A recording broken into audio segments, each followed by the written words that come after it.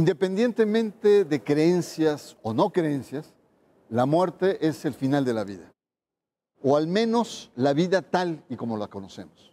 La muerte es un profundo misterio donde la vida de los muertos se instala en la memoria de los vivos. Las religiones, la ciencia, la literatura intentan explicar la muerte y la religión, sobre todo, intenta monopolizar. Religión y muerte aquí en sacro y profano. La muerte es tema obligado en las grandes religiones. Desde el mundo arcaico hasta la modernidad, la muerte es un tema ineludible para las religiones y la literatura. La muerte es finitud y el inicio del misterio de la vida. Es desinteresada porque nos alcanza a todos por igual, sin importar posición económica, raza, religión ni el periodo de tiempo. Oscar Wilde decía que la muerte es escuchar el silencio, no tener ayer ni mañana. Morir es olvidar el tiempo, es perdonar la vida, es estar en paz. A lo largo de la historia, los diversos relatos religiosos, mitologías y teologías han intentado explicar la naturaleza de la muerte de incontables maneras, comenzando en la desaparición total de ser hasta la vida después de la muerte. De hecho, la principal oferta de las grandes religiones es ofrecer vida después de la muerte. ¿Vivimos después de la muerte? Si es así, ¿dónde? ¿Hay un reino celestial, limbo o nirvana? Muerte y religión en estos días que celebramos a los muertos. Buenas noches, muchas gracias por estar con nosotros, sobre todo en estos días festivos donde conmemoramos la muerte. Y la conmemoramos a través de una serie de mezclas culturales o sincretismos religiosos. El cristianismo, la dimensión mesoamericana, hasta el Halloween. Las expresiones culturales son múltiples. Ofrendas, visita a los panteones, se visten las personas de manera exótica, los dulces, las calaveritas, en fin, muchas manifestaciones. Agradezco la presencia de Maurán Soto Antaki. Muchas gracias por estar aquí. Raro, muchas gracias. Bienvenido, y también que hayas venido en este lugar tan maravilloso. Es increíble. San Ildefonso es increíble por todos lados. Y sobre todo porque está una ofrenda, un altar a los muertos del antiguo colegio de San Ildefonso, dedicado a los 50 años del movimiento estudiantil. Los podemos ver aquí, sobre todo héroes de la literatura, de gentes que tú conoces muy bien, que has leído. Y veo también que hay algunas ausencias. Pero ¿Cuál podrías Marcelino poner acá? Perelló no está. Marcelino Perelló no está. Marcelino Perelló no está acá. Entiendo que es políticamente incorrecto hablar ahora de Marcelino, pero quizá debería de estar ahí, ¿no? Pues muy bien. ¿Por qué lo religioso monopoliza o atrae tanto el tema de la muerte? Voy a tener que regresar un poco a tu introducción. A ver. ¿No? Porque cuando estamos pensando en el inicio en el misterio de la muerte, ¿sí en serio es mucho el misterio el de la muerte? Pues, digamos, lo vamos a ver un poco más adelante, pero es la principal oferta que tienen las religiones monoteístas. Para poder hablarlo desde la religión, no me voy a meter en el asunto religioso, me voy a meter en el asunto literario. Un poco, y eso nos funciona muy bien a los agnósticos. La referencia borgiana de la Biblia como es la principal pieza de literatura fantástica que se ha escrito. Eso no quiere decir nada más que hay una estructura de construcción literaria que nos permite entender otras cosas más allá de la mera anécdota que puede estar en el texto. Y desde ese lugar, desde esa construcción religiosa como literatura fantástica, podemos ver que no solamente es una religión, sino, como se decía, son todas, sobre todo las tres religiones de salvación más importantes, ¿no? Que van aparte a tener el mismo eje toral. Y no es un asunto religioso, es un asunto de las preocupaciones de los hombres. El otro gran tema que tienes en la religión, ¿cuál es? El amor, ¿no? Sí, la vida como tal. Ok. Hay una gran diferencia en eso, ¿no? Cuando estamos hablando de la muerte per se, no podemos escribir mucho de la muerte. Yo puedo escribir sobre mi vida, sobre la tuya, sobre la historia de San Ildefonso, sobre la gente que ha transitado por acá, pero no necesariamente sobre su momento de muerte. Nadie la ha vivido, nadie la ha experimentado. Okay. En las religiones, ¿por qué es tan importante eso? Porque es el tema del que más se ha escrito después del amor en la historia de la humanidad, porque solo se puede explicar desde el terreno post-mortem. El terreno de la religión es el terreno post-mortem. El de los vivos es el que podemos narrar a partir de la presencia. Ahora, siendo las religiones del libro, son religiones de salvación. Sí. Y la principal oferta es darnos esperanza. En el caso, por ejemplo, del cristianismo, pues es la resurrección. Incluso es la carne que regresa. Y hay todo un protocolo para conservar esa carne. O en otras religiones, incluso las mesoamericanas, es decir, tú descansas en un lugar, digamos, mítico, sagrado. Sí, encontramos hasta en el marxismo una interpretación que nos podría llegar a la religión de salvación. Podría ser. ¿Por qué las religiones monopolizan este tema? ¿Por qué no es un tema, por ejemplo, de la ciencia, a pesar de que... Porque sí es un tema de la ciencia. El problema es que es un asunto no religioso, sino político. Las religiones, como decías hace un momento, más allá de si alguien quiere creer, a mí me da igual si alguien quiere creer en un pingüino, en el Dios que quieran, eso no me importa, ¿no? Las religiones, más allá de la pertenencia o no a una doctrina, en realidad son un esquema político, y las religiones han sido históricamente, y no en este país, en todo el planeta, la mejor herramienta de cohesión social que ha inventado esta especie. ¿Por qué?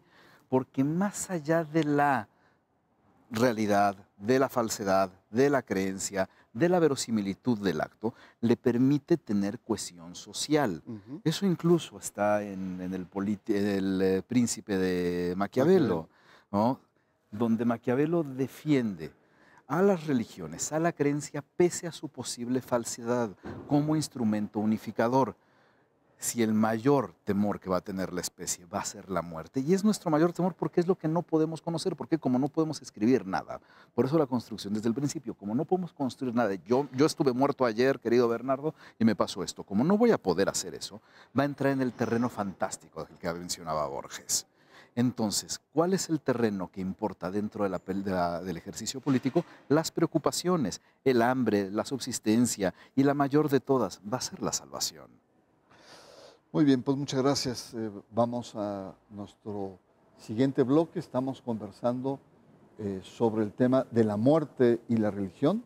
Maurán Soto Antaki está con nosotros, una persona de letras, un intelectual, agnóstico, y estamos en torno al tema de, primero, la articulación y lo inalcanzable que puede ser la experiencia de la muerte, sobre todo para los vivos. En un momento más regresamos. Está usted en Sacro y Profano.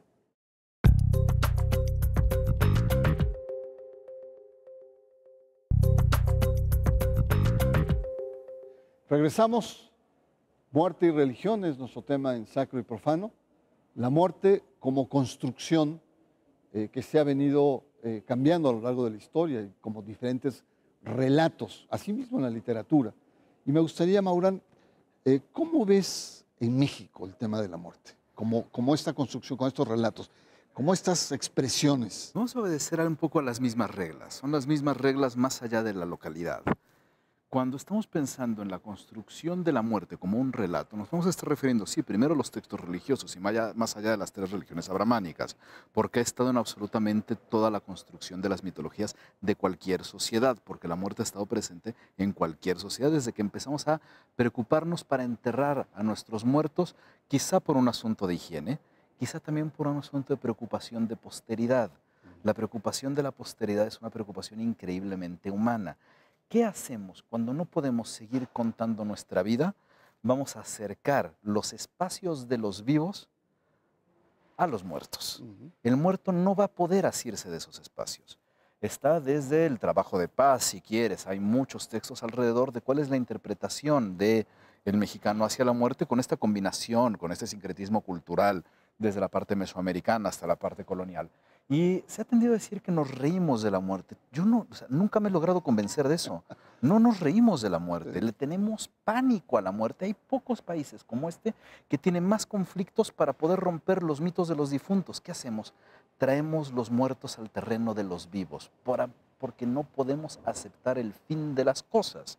Es una sociedad que tiene muchos conflictos con la finitud, en general, en lo político, en lo que quieras. ¿Qué es lo que hacemos con esto, desde ese sincretismo cultural? traerlo a nuestro terreno. No se mueren, siguen aquí. Sí, incluso en agosto era el tiempo en donde se ofrendaban a los muertos, era la posibilidad de atraerlos, de acogerlos, ¿no? Y igual, con los sincretismos posteriores, pero se da sobre todo esta posibilidad de darles de comer a los muertos porque traen hambre, traerles música porque tienen ganas de bailar. ¿En qué momento eso se transformó en que nos reímos de la muerte? Sí, Paz señalaba muy claramente, es decir, el mexicano no solamente le tiene pánico, sino se ríe de la muerte porque la quiere hacer amiga, la quiere estar de su lado. Yo no coincido con la postura de que se ríe de ella, porque si tratas de entrar a cualquier mesa, reúnete hoy en la tarde con tus amigos y habla sobre algún muerto, no hay peor cosa que uno pueda hacer en este país. En este país no se discute de la muerte. Todo el mundo se muere, obviamente, pero no se discute sobre ella. Insisto en que la transformamos en el terreno de los vivos, tampoco la frivolizamos, no es cierto que la frivolizamos, sino le damos todos los ingredientes que nos permiten no situarla en el terreno del fin, en el terreno de lo desconocido. La situamos en la comida, ¿por qué? Porque tú y yo comemos, entonces sí, les vamos a dar comida, no porque tienen hambre los muertos, sino porque así no están muertos.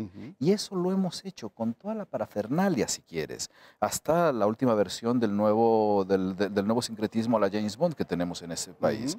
Porque las culturas se van adaptando, no son estáticas, son elásticas.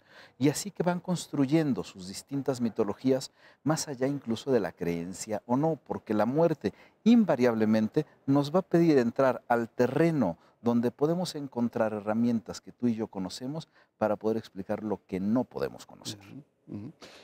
Y en el caso de estas raíces mesoamericanas, ¿tú cómo ves esta perspectiva de entrar en una especie de Mictlán, que es un mundo pues, donde no existe lo bueno ni lo malo, sino es un momento como de paz frente al dios Sol y frente a la madre, digamos, de la muerte? Ahí no te voy a poder responder mucho porque no tengo mucha idea sobre esos espacios, no son mis terrenos. Pero ¿cómo percibes esta dimensión? Incluso los aztecas, para ellos era más importante cómo morir, ¿no? Era más importante cómo morir que vivir. Si morías de manera heroica, tenías, digamos, este mundo de Mictlán garantizado. Insisto en no tratar de tomarlo solo con las particularidades de cada localidad. ¿Por qué? Porque, insisto de vuelta, los miedos son muy naturales para cualquier especie. Y de vuelta, la manera en la que creo que podemos acercarnos a estas cosas, más allá de que no tengo la más remota idea de Mictlán, no tengo idea de qué me estás hablando, porque no son mis terrenos. Si quieres te puedo hablar sobre Meca y Medina. Eso tiene mucho más que ver conmigo. Hay una estructura literaria donde se tiene para poder construir al héroe. Y eso ocurre desde los griegos para acá, de la Odisea para acá, no hemos cambiado mucho en eso. A partir de ese personaje que pierde todo para conseguir otra cosa. La figura del héroe hace eso. No hay héroe que no pierda. El héroe, para llegar a conquistar Troya, tiene que perder algo. ¿Cuál es la mayor pérdida que vamos a tener? Cualquiera de los que estamos aquí en este lugar, la vida. ¿Qué es lo que sucede en el acto heroico? Ese que hace el máximo sacrificio es el que puede entrar en otros terrenos. Y eso lo hemos encontrado en absolutamente todas las mitologías, porque es a partir de ese acto que se construye la salvación. Coincido en la idea, y esa es la parte que a mí me interesa, incluso en el terreno legal ahora. Nos hemos preocupado muy bien de cómo vivir de forma decente. Tal tuvo una buena vida, no, yo quiero tener una buena muerte. Muy bien, gracias, Maurán. Vamos a una pausa. Le recuerdo que estamos conversando con un intelectual, con un hombre de letras, sobre el tema de religión y muerte. Está usted en Sacro y Profano.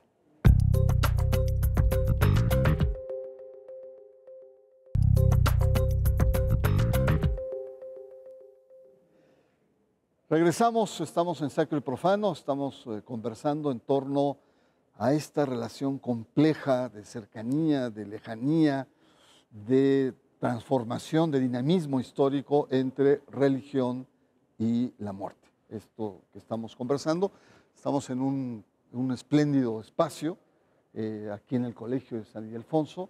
Estamos en un altar que está consagrado a los al movimiento estudiantil y a los intelectuales de esa época, de 1968, y tenemos aquí a Barrio Sierra, que está aquí al frente como el gran, digamos, el gran actor de este altar. Me gustaría preguntarte el tema de la muerte, es decir, la muerte como un hecho dramático, inexplicable, al cual le tenemos temor, pero al mismo tiempo es inevitable. El mexicano tiene una manera muy particular, ¿no?, de acercarse a través de sus raíces mesoamericanas. Pero, ¿qué pasa cuando en este país, tan solo en este año, 2018, tenemos más de 17,000 asesinatos? En estos 2 últimos sexenios estamos hablando de 260, 270,000 asesinatos, es decir, México violento. Tenemos cerca la muerte, ¿no? La conocemos. La vivimos, tenemos un pariente, un amigo, que no muere por causas naturales, sino muere por violencia. Y hay un temor mucho más constante que quizá el solamente natural, ¿no? Hay instrumentos que nos acercan a la muerte dentro de la conversación diaria. Pero ¿te has dado cuenta que cuando hablamos de la conversación diaria de la muerte a través de la violencia en el país, no tenemos necesariamente esta relación? Es una muerte distinta también en la forma en la que desarrollamos sus explicaciones. No hablamos mucho de dioses, no hablamos mucho de salvación. Es difícil encontrar en el discurso de una muerte por violencia el asunto de la salvación, como puede ocurrir cuando alguien dice murió, pero vivió, tuvo hijos, familia. Ahí ha habido un cambio dentro de la relación que tenemos. No voy a estar de acuerdo contigo, y eso creo que es un asunto de hardware, ¿no? En el que no es explicable. A mí se me hace increíblemente explicable la muerte. No tengo un proceso con esa explicación, no tengo un problema con esa explicación. Tengo una fascinación por qué hacemos después de que explicamos esta parte, dentro de todo, simple, ¿no? De las células se murieron y se acabó, ¿no? Porque es así, se nos puede acabar la conversación. Del otro hay mucho que decir. Claro. Y de ese mucho hay que decir, hay que también tratar de verlo quizá desde la perspectiva meramente política con la que tenemos la muerte. Quizá es un problema también explicable desde la literatura, desde la tragedia. Esa tragedia que tenía el héroe, quizá también modifica nuestra relación. Las tragedias en la historia solo sirven para una cosa, para aprender. De la tragedia se aprende. No hay pueblo que no haya tenido una gran historia que no haya aprendido de la tragedia. Quizá el problema es que nuestra relación es más melodramática que trágica en términos literarios hacia la realidad. De esa forma podemos pasar más de un sexenio con eso. Y para el próximo no creas que va a cambiar mucho la cosa. Claro. Pasamos al tema de Dios como finito, Dios como objeto de muerte. En la historia de la humanidad muchos dioses han surgido, florecido y han muerto también. Y muchos autores plantean, sobre todo a partir del siglo XIX, de la muerte de Dios, de este Dios del libro. Glucksmann habla de las 3 muertes de Dios: la muerte de Jesús, la muerte de Marx y Nietzsche, Dios ha muerto, y después la actual indiferencia, sobre todo en el occidente europeo, en donde Dios es prescindible, ¿no? Tú escribiste sobre el tema, o has escrito sobre un tema muy sugerente, que me gustaría que conversaras, sobre no solamente Jesús murió como un hecho histórico. Mi tema para hacer amigos, ¿no? Es mi pick-up line de hacer amigos. Sino Jesús se suicidó. Sí. Creo que tenemos que también pensar dentro de esa muerte del Dios en su propia evolución. Creo que un gran ejemplo de eso es la última de las 3 religiones abrahámicas. Cuando pensamos en que estaba bajo la misma línea argumentativa dentro del mito fundador de estas, de judaísmo, cristianismo y el islam, vamos a encontrar que hay una evolución de los distintos casos. Una evolución que podría tomarse como sí, cierta finitud. Yo no estoy hablando ahí de muerte, estoy hablando de finitud de la construcción del mito, de la narrativa, para su propia adaptación a la nueva sociedad a donde se quiere llegar. Tampoco se muere mucho, porque si nos recordamos, cuando estamos viendo dentro de los distintos periodos de construcción, y hablábamos de, por ejemplo, el Islam a quién iba dirigido más allá de los gentiles, ¿no? Iba dirigido a los cristianos. Se peleaba desde ese momento con los judíos, porque había que agarrar políticamente al más reciente. ¿Por qué se podía darle cierto giro narrativo para que la finitud no fuera absoluta y se pudiera incorporar al mito nuevo? Eso lo hemos hecho todos, todos los momentos sociales, más allá del occidente o no. Porque cuando nos referimos a ese occidente, yo insisto, hay que tener cuidado, porque ese occidente que a veces tomamos como occidente no existe más allá de los reinos nórdicos de Europa. Claro. Occidente es mucho más grande que eso. Y cuando pensamos en los reinos europeos, para poder ver después su evolución en las repúblicas, tenemos que pensar que no necesariamente, salvo los franceses, han cambiado el estándar religioso. Lo que han cambiado es la divinidad del aspecto. Los argumentos republicanos tienen mucho lo mismo que vas a encontrar en los 10 mandamientos. Cambia la figura, cambia el sujeto. La devoción ahora se transformó en la república. ¿Y sobre el suicidio? ¿Qué me dirías sobre este tema que... Dentro de la misma figura del héroe que pierde todo para poder sacrificarse en pos de lo que construye, sabíamos muy bien que dentro del entorno político al que se enfrentaba el Jesucristo literario, ¿no? Me voy a ocupar solo del literario, su entorno no pintaba bien. Si uno hacía ciertas cosas en ciertas épocas, sabes cuál es el destino que te puede tocar. Más allá de si está bien o no está mal, no es un problema de moralidad, es un problema de enfrentar la realidad. Sabemos muy bien que si uno agarra y se lanza contra la Casa Blanca, el servicio secreto se te va a lanzar encima y seguramente te van a poner una tunda. Bueno, es decir, que las acciones de Jesús, del Jesús literario, era predecible cuál era su fin. Eran una acción suicida, igualita a la que hizo Mishima, sacrificándose en pos de una idea mayor. Bien mayor y sacrificio tienden a combinarse en la acción suicida, porque uno sabe qué es lo que le va a pasar. Muy bien, Maurán, pues muchas gracias. Bernardo, muchas gracias. Estamos introduciendo un tema que me parece muy importante. Acá una de las cuestiones fundamentales es, que me quedo de esta conversación, es la religión como construcción de un discurso de cohesión. Es política. Jesús era político. Donde la fe, la muerte, forman parte de esta incorporación, que no solamente es Maquiavelo, Rousseau incluso hablaba de una religión cívica, ¿no? Una religión en función del Estado. Y esto, hablando de muerte, yo recuerdo a Hermann Hesse, que es de mi época, el llamado a la muerte es un llamado de amor. La muerte puede ser dulce si la sabemos procesar, si la aceptamos como una forma de vida, también como una forma de transformación, porque sabemos muy bien, después de esta conversación, que los muertos vivos están. Muchas gracias. ¿Quieres entrar en esos terrenos? Está bien. Y nos encontramos la próxima semana aquí en Sacro y Profano. Muchas gracias. Bueno.